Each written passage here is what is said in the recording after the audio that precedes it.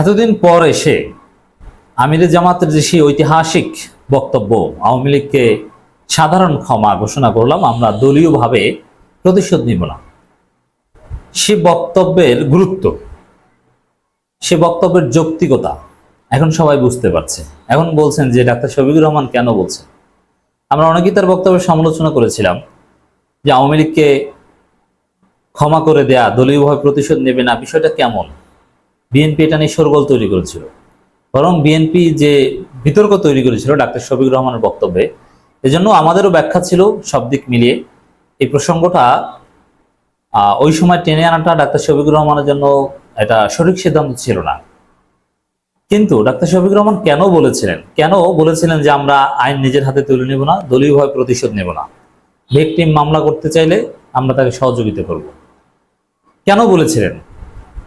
তার বক্তব্য যে কতটা জরুরি ছিল, তার বক্তব্য যে জাতির জন্য কত বড় রহমত ছিল।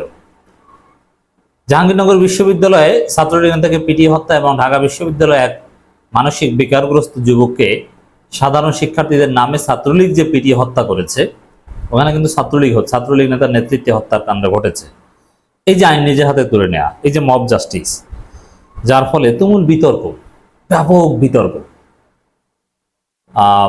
বিশেষ করে ডক্টর ইউনূস সরকার ইমেজ এখন সংকটে। এই সরকার আইন শৃঙ্খলা পরিস্থিতি নিয়ন্ত্রণ করতে পারছে না। স্বরাষ্ট্র উপদেষ্টা কি করছেন? পুলিশ সেনাবাহিনী কি আঙ্গুল চুষছে? এখনো এতদিন হয়ে গেল, 2 মাসের কাছাকাছি হচ্ছে, তারপরও আইন নিজের হাতে তুলে নিচ্ছে জনগণ। আইন শৃঙ্খলা পরিস্থিতি স্বাভাবিক নয়, মব জাস্টিস একের পর এক, মানুষের জীবনের নিরাপত্তা নেই, কোনো প্রশাসনেই কার্যকরভাবে ফাংশন করছে না। মানে এই বিষয়টা এতটা মারাত্মক, এই মব জাস্টিস, মব লেন্সিং, এভাবে যদি চলতে থাকে তাহলে ডক্টর ইউনূসের এই সরকারের বিরুদ্ধে ষড়যন্ত্র করে প্রতি বিপ্লবের গ্রাউন্ড তৈরি করাও অসম্ভব নয়। আওয়ামী লীগের সুযোগ নেওয়ার চেষ্টা করবে।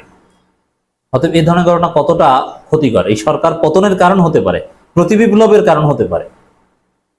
তো এই ধরনের ঘটনা যাতে না ঘটে, এই প্রতি বিপ্লবের মতো ঘটনা দেশে বিদেশে ব্যাপক সমালোচিত যাতে না হয়, বিপ্লবীরা দেশে বিদেশে যাতে ব্যাপক সমালোচিত না হয়, বিএনপি, জামাত, আওয়ামী লীগ বিরোধী, আওয়ামী লীগ যেন কোনো ভিকটিমহুড পলিটিক্স করতে না পারে, কোনো মজলুম সিম্পিতি যেন না পায়, আওয়ামী লীগ যেন কোনো হাইপ তৈরি করতে না পারে। এই জন্যই তো ডাক্তার শফিকুর রহমান বলেছেন যে আমরা দলীয়ভাবে প্রতিশোধ নেব না, আমরা আইন নিজের হাতে তুলে নেব না। আর এই কারণে আপনারা দেখেছেন জামাত শিবিরে কেউ কোথাও কোনো মব লিঞ্চিং এর সাথে জড়িত নয়, তারা আইন নিজের হাতে তুলে নেয় না। বরং এখানে ছাত্র দলের সম্পৃক্ততা পাওয়া গেছে, শিবিরে কোনো সম্পৃক্ততা কোথাও কোনো বিচার বহির্ভূত হত্যাকাণ্ডের সাথে নেই। শতজন নির্যাতনের শিকার হয়েও জামাতের লোকজন, আমরা রাজনৈতিকভাবে যতই সমালোচনা করি, জামাতের লোকজন তো আমিরে জামাতের বক্তব্য অক্ষরে অক্ষরে পালন করেছে। তারা তো দলীয়ভাবে কোনো প্রতিশোধ না নেওয়ার সিদ্ধান্ত নিয়েছে, চুপচাপ বসে আছে। তারা আইনিভাবে বিভিন্ন জায়গায় মামলা করছে, অনেক জায়গায় জামাত নেতাদের যাদেরকে হত্যা করা হয়েছে, অনেক হত্যাকাণ্ডের বিরুদ্ধে মামলা হয়েছে, কুষ্টিয়ায়, বরিশালে, বিভিন্ন জায়গায় আমরা দেখেছি। 10 বছর 12 বছর আগে যেসব হত্যাকাণ্ড ঘটেছে এখন মামলা হচ্ছে। অতএব জামাত আইনানুগভাবে হচ্ছে।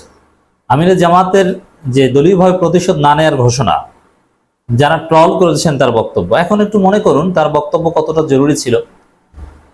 তার বক্তব্য যদি আমরা সবাই অক্ষরে অক্ষরে পালন করতাম, বিএনপি ডাক্তার শফিকুর রহমানের বক্তব্যের বিরুদ্ধে না লেগে যদি তার বক্তব্য আমল করত, সাধারণ শিক্ষার্থীরাও যদি ডাক্তার শফিকুর রহমানের বক্তব্য আমল করত যে না আমরা প্রতিশোধ নেব না, আইন নিজের হাতে তুলে নেব না, ধৈর্য ধরব, বরং অনেক কিছু ক্ষমা করে দেব, মানে এইভাবে যদি ইতিবাচকভাবে মানসিকতা পরিবর্তন করত, তাহলে এই মব জাস্টিসের মতো ঘটনা ঘটতো না এবং আওয়ামী লীগ এই সুযোগও পেত না। এখন ভিকটিমহুড পলিটিক্স আওয়ামী লীগ করতে পারতো না, এমনকি ডক্টর ইউনূস সরকারকে অকার্যকর করার ষড়যন্ত্র করতে পারতো না, ডক্টর ইউনূস সরকারকে কেউ গালিয়ে দিতে পারতো না। যেন আমরাই বাধ্য হচ্ছি ডক্টর ইউনূস সরকারের সমালোচনা করতে। এখনো কেন আইন শৃঙ্খলা পরিস্থিতি কঠোর হস্তে নিয়ন্ত্রণ করতে পারছে না, এই জন্যে। অতএব আমি অনেককেই দেখেছি যারা ডাক্তার শফিকুর রহমানের বক্তব্যের সমালোচনা করেছিলেন, এখন বলছেন যে না, ডাক্তার শফিকুর রহমান ঠিকই বলেছিলেন। আর ডাক্তার শফিকুর রহমানের বক্তব্যের যতটুকু সমালোচনা হয়েছিল, এই সমালোচনা গ্রাউন্ড তৈরি করেছিল বিএনপি। আর এখন বিএনপির লোকজন মব লিঞ্চিং এর সাথে জড়িত। এই বিষয়টা আমাদেরকে ভাবিয়ে তোলে ডাক্তার শফিকুর রহমান কি, তিনি কতটা দূরদর্শী, তিনি কতটা হিসাব নিকাশ করে কথা বলেন, এটা খালেদ মহিউদ্দিনের সাথে আমির জামাতের যে টকশো, সেই টকশোতে জাতি দেখেছে যে তিনি কি কতটা ব্যতিক্রমী পার্সোনালিটি, প্রশংসায় ভাসছেন। তো দর্শক, জামাতের রাজনীতিতে ভুল আছে, ডেফিনেটলি ভুল আছে, অনেক ভুল আছে বলেই তো তারা এখনো ক্ষমতা আসতে পারেনি, সীমাবদ্ধতা আছে। কিন্তু ডাক্তার শফিকুর রহমান যে কি, এবং অনেক ক্ষেত্রে জামাতের রাজনীতির ভুল আমাদের কাছে মনে হলো ভুলের ঊর্ধ্বে তো আর জামাত সহ কেউই না, তাহলে তো ফেরেশতা হয়ে যায়। কিছু কিছু ভুলকে আমাদের কাছে ভুল মনে হলো, এগুলো যে ভুল না, দেরিতে হলেও আমরা উপলব্ধি করি। জামাতের ক্ষেত্রে এই বিষয়টা আবারও আমরা দেখলাম। আওয়ামী লীগকে সাধারণ ক্ষমা কিংবা আইন নিজের হাতে তুলে না নেওয়ার বিষয়টা, এটাকে ভুল হিসাবে আমরা ব্যাপক সমালোচনা করলো, এটা যে আসলে ভুল না, এই যে দেখলাম এখন, এটা যে কতটা জরুরি ছিল ঢাকা বিশ্ববিদ্যালয় এবং জাহাঙ্গীরনগর বিশ্ববিদ্যালয় ঘটনার পর আমরা দেখছি। এই ঘটনায় আরো কতটা ক্ষতি হবে দেখেন। যারা হাসিনা বিরোধী আন্দোলন করেছে, ছাত্রদলের অনেক ছেলেরা, বৈষম্য বিরোধী ছাত্র আন্দোলনের অনেক সমন্বয়করা, তাদেরকে এখন জেলে যেতে হচ্ছে, অনেক সমন্বয়ককে বহিষ্কার হতে হচ্ছে, শাস্তির মুখোমুখি পড়তে হচ্ছে এই মব লিঞ্চিং এর সাথে তাদের জড়িত থাকার অভিযোগে, সন্দেহভাজন হিসাবে। চূড়ান্ত বিচার এখন পর্যন্ত আর হয়নি, প্রাথমিকভাবে তাদেরকে শাস্তির মুখোমুখি হতে হয়েছে। এটা কতটা অস্বস্তিকর চিন্তা করেন। যেই ছেলেগুলো হাসিনা বিরোধী আন্দোলন করেছে জীবনের ঝুঁকি নিয়ে, তাদেরকে এখন জেলে যেতে হচ্ছে। খুব দুঃখজনক না? তা ডাক্তার শফিকুর রহমান বক্তব্য সবাই শুনলে কি এরকম হতো না? অধ্যাপক গোলাম আজম স্বাধীনতার বিরোধিতা করেছিলেন, ডেফিনেটলি সেটা ভুল, এবং তার বক্তব্যের যে অনেক দিক যৌক্তিক, যে আমরা ভারতের কাছে পরাধীন থাকব, ভারতের কাছ থেকে আমাদের স্বাধীন হওয়া লাগবে, সেটা তো 2024 সালে আমরা এসে দেখেছি। গোলাম আজম 71 সালে যাও বলে দিয়েছেন, 24 সালে আমরা সেটা দেখেছি না, ভারত থেকে আমরা স্বাধীন হয়েছি।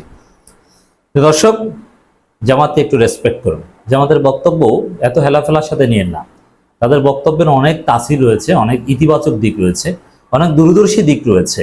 Try to respect Jamaat Islami.